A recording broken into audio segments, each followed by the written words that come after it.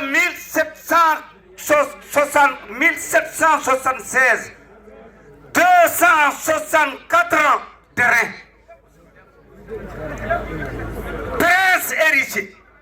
lamɗo donɗo e nder ndoluma koye ɗum jikkuma yaadi Bokar a waɗani min université yontede capital ƴoyre yonnude ɓingu moƴƴagum. joni noon comité de pilotage mbagay saare hebbiya jawando mo wona jawandel sipade daga yeyani jeere fatoma jawando gonga so jawando ala haqqille wawa marde hay batte ngare garta e Bocara Saw moƴƴo mbay bolol délégation an mbaɗon mo décoration e on saha naten discours aji ɗi bisimilla faites face à la tribune goppen ɗon jalten ɗon ha laaɓa Tulla Yunus Boubou Ibrahima Mbargay la première dame dokke o ara daroɗo Bocar la première dame yo ar eyyi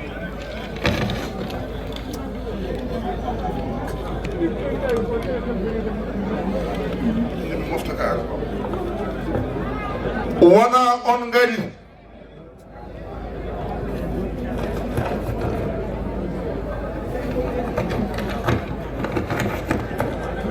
Farba Samba Haba Pillo ɓeeɗo sukaaɓe wonko ɓe jiɗi ñemtinde hitande keɗodiren seeɗa hitande président Léopold gummoɗen e yeeso caméra ji ɗi hitande goppeɗo yimɓe ɓe jiya ɗo sukki goppeɗo yimɓe ɓe jiya hitande président Léopold Sédar Senghor président république du Sénégal yilli Fuuta ari wurne wiye ganno naɓe miiji teddinde mo taw o arino horko ƴeɗe seɓɓe horko ƴeɗe naaɓe jiili mbarodi taktakiri ha nangi ɓoosaru dokki mo mbimi ka mbarodi min dokkanma ko mbarodi ndew ari gando ɓen gande makko mbi holko mbaɗata tafanimo ko cakka ka woni symbole national o ɓorni cakka ka ha laamu makko gasi o waɗi ɗum e jungo président Abdou Diouf Abdou ɓorni ha laamu mum gasi waɗi ɗum e jungo président Abdoulaye Wade ɓorni ha laamu mum gasi waɗi ɗum e jungo président Macky Sall ɓorni ha laamu mum gasi waɗi ɗum e jungo Bassirou Diomaye Diakhar Faye le président actuel du Sénégal ko kan cakka ɓe mbaɗantuma ɓornoɗaka ha saaha o wayno Allah ñawri foof kala dariɗo darde ma miiji wadde ko mbaɗannoɗa ko ka yaltine ka ɓorni ɗum ko ɗum woni ko ɓe gaddata yo ar député maire de la commune de Babodine kono yo naat junggam ngo bandiraɓe bohet o nani on birni ɗum ɗo fewani on birni yimɓeɓe ha ɓurti on birni ɗum ɗo ko bohet o woni ɗo ɗum ko kofro o jeeyi ɗum ko ñeñɓe département de Mbagne ko heddi koɓe mbaɗani Bocar ko nani nder hen ɗum noon ko dendagal ñeñɓe leƴƴi joyi ɗi fof ɗum tuggi tan koye mawɗo Ibrahima Thiongane ha yetti Demba Sangot woni less ɗum ñeñɓe ɓe mbima Bocar ko jiɗɗa ko Bocar ko dañƴa ko Allah hokkuma ko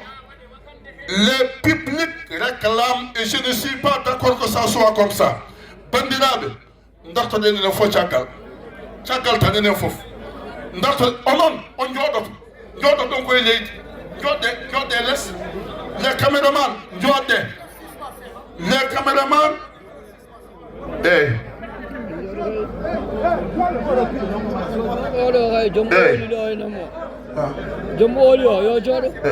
Hey. Arɓe ɗo ɓe ngabbude galte caggal ono fof yo won caggal jafuɗe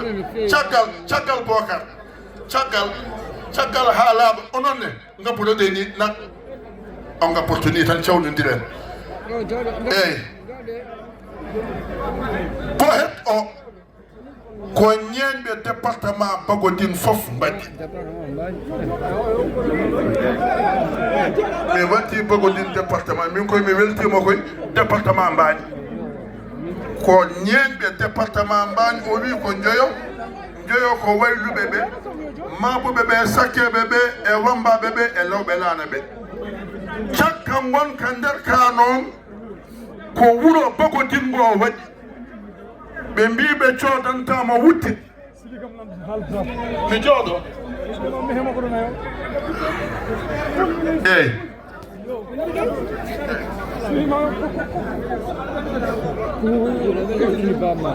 min mi darata ko ɗo gotel mbaɗanmi ko mouvement d' accord mami wat joni mbaɗeni décoration gasi so gasi tan ma en poftu bo het o mbimi ko ñeñago ngu foof kono cakka gonka nder ka ko wuro Bagodine wi sodantama wutte saabi ɓe mbawa sodantema wutte ma meeɗa ɓornade hono mum ɓe mbi ɓe codantama puccu saabi puccu foof a waɗɗima gila e pucci baɗɗi ƴiƴama ha e pucci terneteɗi essence e gasoil ɓe mbi ɓe codantama galle a meeɗa yidde galleji koɗo koɗɗa ɗo tan yonma ɓe mbi ɓe mbaɗantuma ko décoration taw fuɗɗi ko e ma kala joɗɗo noon wi ko an ñemtinta mamin mbi sakke kala jontaɗo wiine ñemma mamin mbi yo sakke bawɗo ɗat paɗe ɗiɗi mukke goya min tottamo hettimo ngo min mofta e wakande min mbiyamo yo ñaaj duuɓi ɗiɗi so yawdu makko ne fewi min dokkamo wongo so fewani min kefta nanogo min mbatta ñamogo min jiilo goɗɗo ɗum noon eɗen jaltina Michel le maire to gonɗa bisimilla bisimillah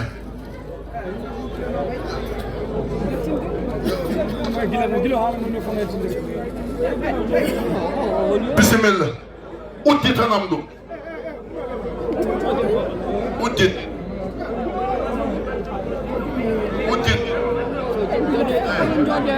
daro taw warses mawɗo Abdoul Wahab wi ngabboɗen caggal moƴƴi kaw feewi daro émiraji ngabboɗen caggal carrément caggal kaw moƴƴi a jarama a walli war seesa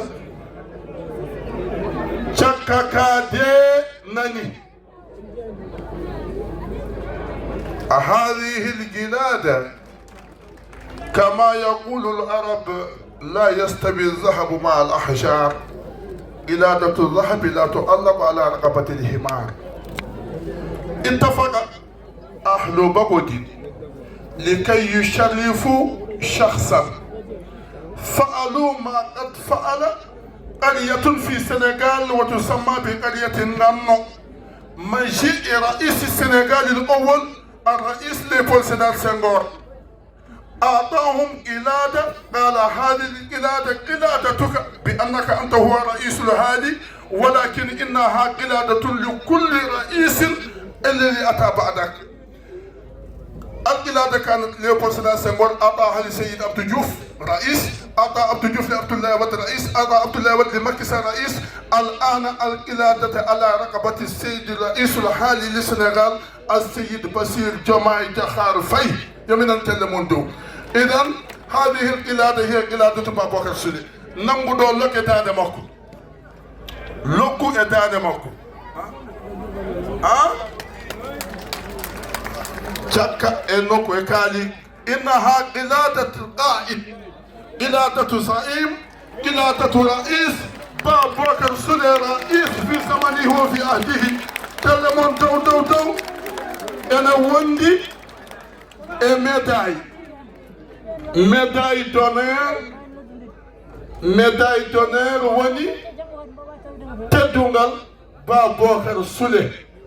monsieur le maire Argaye président du conseil régional Brakna waxay Moustapha yo waɗane médaille médaille masha Allah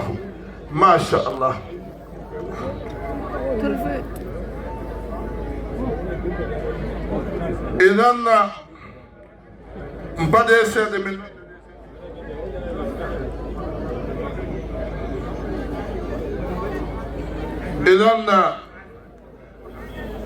إذن هذا على رؤية الأمراء أمير مقاطعة أمير بركنا أمير ترانزا وأمير أدرار أرأيتم الشرف الذي شرف أهل السكان بغد ومقاطعة باي السيد بابوكر سولي كونون نكادي فرمال همل ينغال دو تدونغال تين ينغال دو تدونغال gorko kala jo bolo saade ale malum ganna yingal do teddungal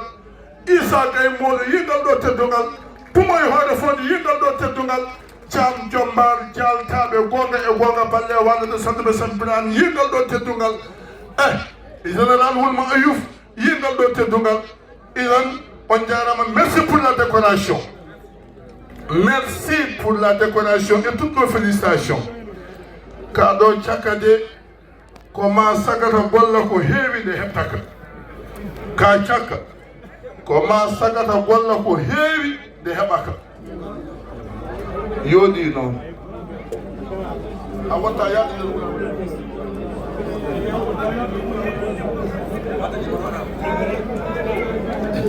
joni noon Bocar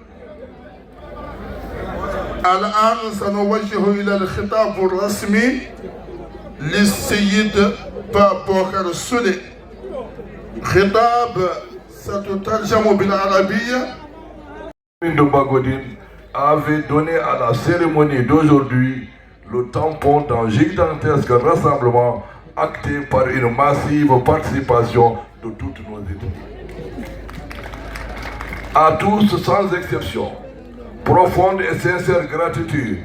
pour l'honneur, la considération et l'attachement porté à l'endroit de ma modeste personne.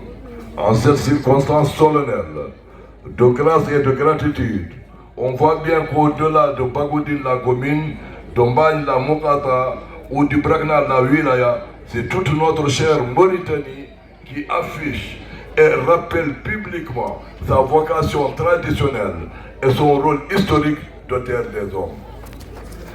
D'une simple cérémonie d'hommage entre filles et fils du terroir, nous voilà installés et témoins d'un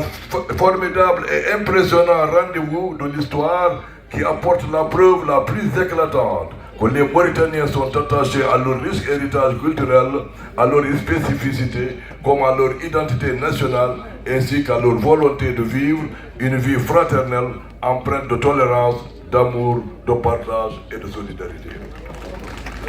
Est-il nécessaire de rappeler ici que notre chère Mauritanie incarne des réalités, des spécificités, des caractéristiques que l'on ne rencontre telles quelles nulle part ailleurs. Pays charnière entre le Maghreb arabe et l'Afrique noire, comme qui dirait en trait d'union, il y a aussi nos valeurs culturelles respectives qui trouvent un dénominateur commun l'islam, religion de tout un peuple solidairement attaché à la préservation de son identité nationale dans le respect des identités multiples, aussi belles que complémentaires. Ces identités, il faut le rappeler, ont traversé le temps à travers le rayonnement des empires du Ghana, du Tekrour, du Wallo et des Almoravides. Ces empires nous ont permis de tisser des relations humaines, des échanges, des partages, mais aussi des liens de sang, ainsi que de solides alliances interethniques, des pactes de bon voisinage. Dans l'Afrique, l'occasion de ce jour est si rare, mais aussi belle, on ne peut passer sous silence la place et le rôle non moins important joué par les Satiki de la dynastie Peul d'Eniangobe, dont je compte parmi les héritiers et les descendants. Cette place de Pagodine, lieu de notre rassemblement à l'image de Djowol, Horkodjere, furent les citadelles de l'épopée des Deniangobe dans le Fouta de l'Almalmia, ce pouvoir territorial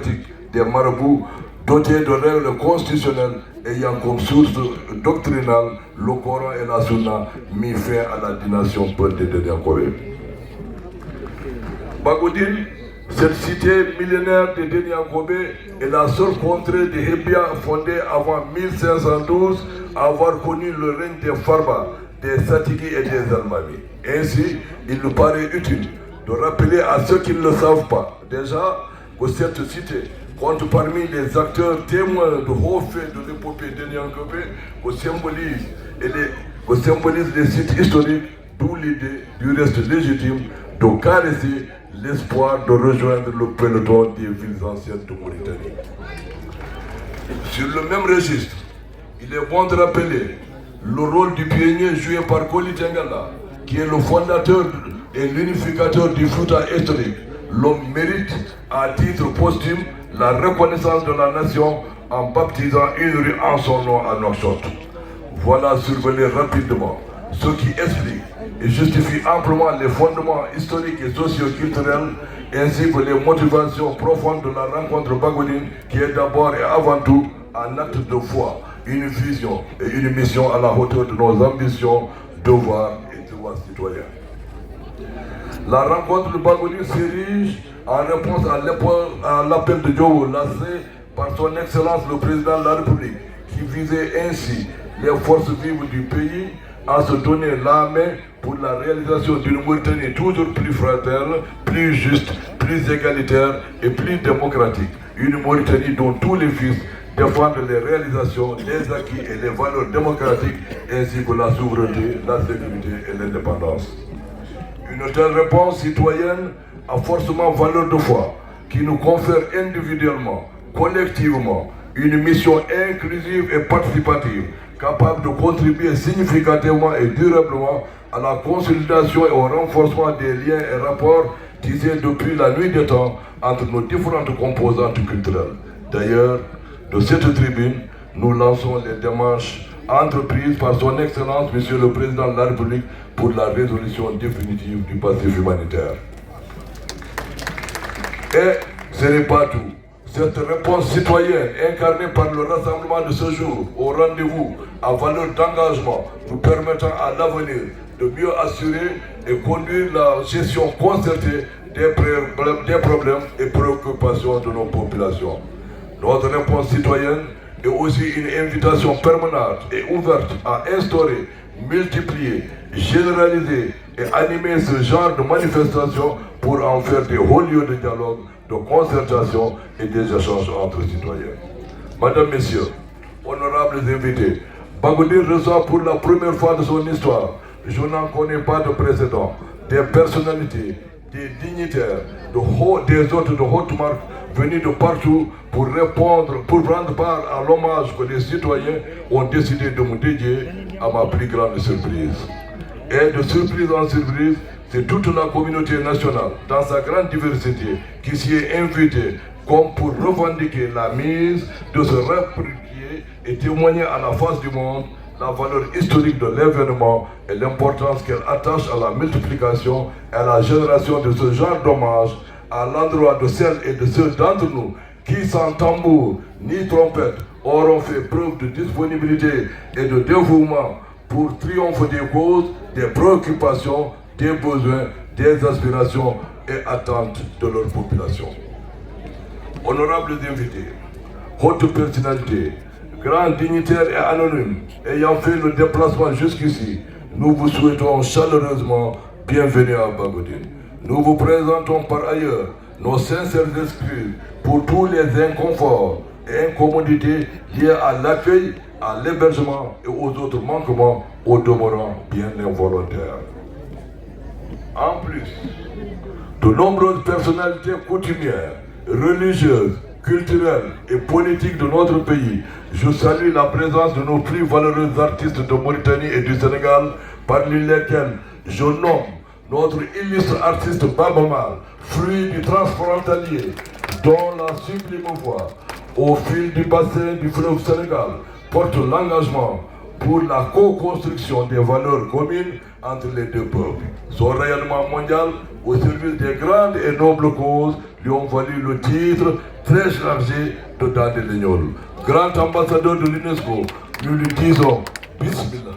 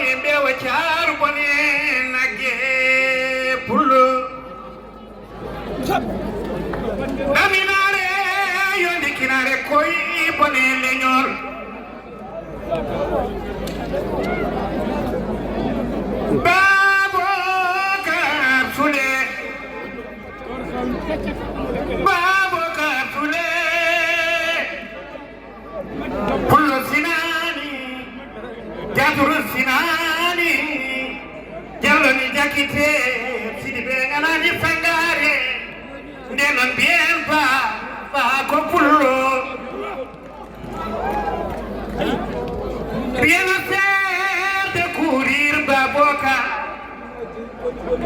Rien à faire de courir, il faut partir à point.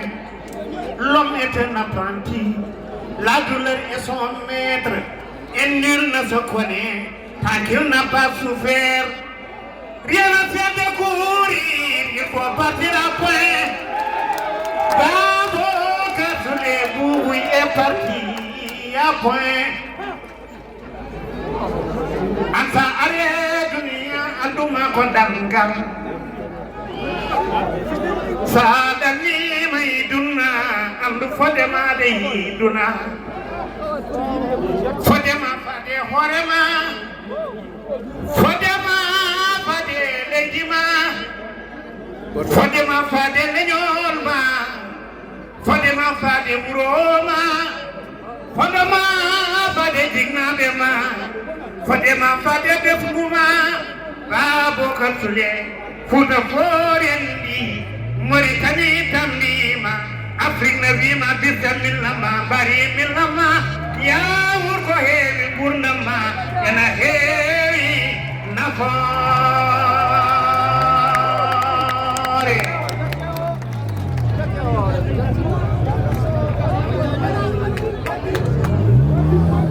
Cette cérémonie d'hommage illustre à merveille le brassage culturel qui a à renforcer, à promouvoir, et ce, pour mieux faire connaître nos spécificités, les supports de notre identité nationale fondée sur la justice, l'égalité et la fraternité entre tous les citoyens. La réalisation de cette Mauritanie des valeurs que nous appelons de tous nos vœux restera tributaire de notre capacité à nous accepter, à faire de nos spécificités des sources d'enrichissement et de complémentarité. Elle serait davantage et mieux perçue si notre volonté commune est chevillée pour la sauvegarde, le respect des intérêts supérieurs de nos populations comme ceux de la nation et de l'État. Pour ne pas s'arrêter en si bon chemin, modestement, je soumets à votre réflexion collective et individuelle la mise sur pied d'un réseau national citoyen dont les modalités pratiques de constitution seraient confiées à une équipe scientifique restreinte. Quant à moi, modestement et humblement, je vous promets que tant que le souffle de vie m'affirme de continuer à faire de mon mieux pour servir l'idéal de solidarité et de vivre ensemble pour un mot, la paix. À tous et à toutes, encore merci pour cette sublime et belle reconnaissance.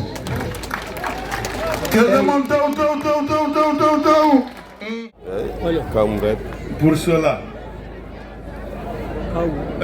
hier, on était venu ici en tant qu'ami particulier et personnel de M. Bokar Soulé. Aujourd'hui, je me présente ici une deuxième fois en tant que Maodo Haleb.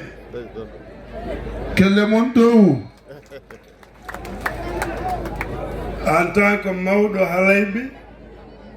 pasnido ko wodi ko fof e jikkuji e aadaji. Je me présente en tant que patriarche du Halay, qui a la ferme conviction que nos valeurs traditionnelles sont des valeurs sûres qui peuvent nous porter loin, qui peuvent affermir tous les liens que nous avons entretenus avec nous-mêmes à travers l'histoire et à travers notre géographie. Je suis ici pour essayer de célébrer avec vous un homme qui revêt une dimension particulièrement importante en ce sens qu'il est doué, nous respectons. Et si on ne devrait retenir que le caractère folklorique de la chose, on serait tout simplement passé à côté de la cible. Mais ce qu'il faut retenir, c'est que l'opportunité nous est donnée d'avoir en face de nous un homme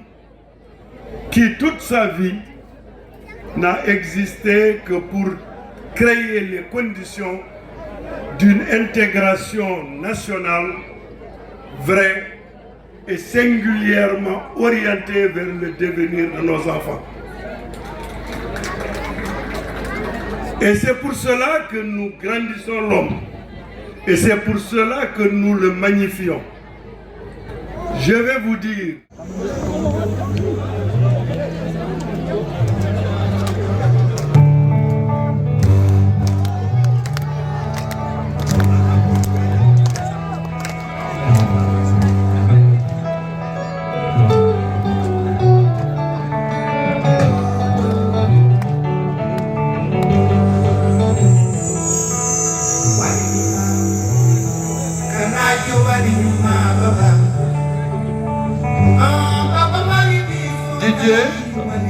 S'il vous plaît, Baba sera sur la dernière étape. Didier, stop. Merci. Sambo Moussa Mouliam Khalidou.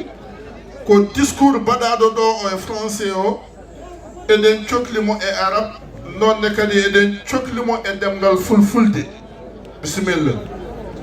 Long mais yimbe pama. Ils ont dit que c'est pas la peine de traduire en arabe. يختصر خلاصة يعطي الخلاصة